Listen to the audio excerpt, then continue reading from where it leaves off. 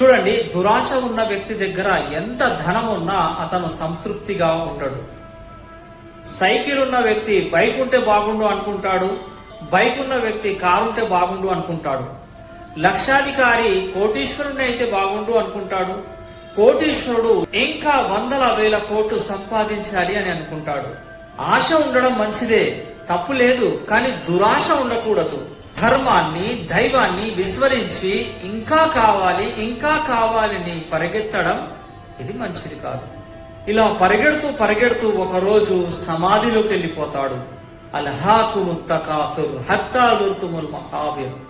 ఈ దురాశ కారణంగానే మనిషి మోసం చేస్తున్నాడు, కబ్జాలు చేస్తున్నాడు, లంచం తీసుకుంటున్నాడు, అబద్ధం ఆడుతున్నాడు, అన్నదమ్ముల బంధుమిత్రుల హక్కుల్ని కాజేస్తున్నాడు, దోపిడి దొంగతనాలకు పాల్పడుతున్నాడు.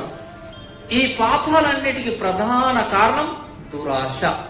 మనిషికి ఒక పెద్ద మైదానం నిండా బంగారం ఇచ్చినా ఇంకో మైదానం నిండా బంగారం ఇస్తే బాగుండు అని కోరుకుంటాడని ప్రవక్త ముహమ్మద్ సల్లల్లాహు అలైహి వసల్లం వారు అన్నారు.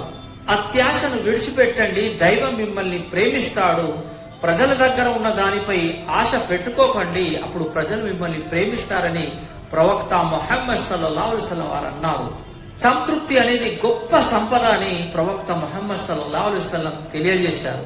ధనవంతుడు అంటే ఎక్కువ ధనమున్నవాడు కాదు, దేవుడిచ్చిన దానితో సంతృప్తిగా ఆనందంగా జీవించేవాడే అసలైన ధనవంతుడు.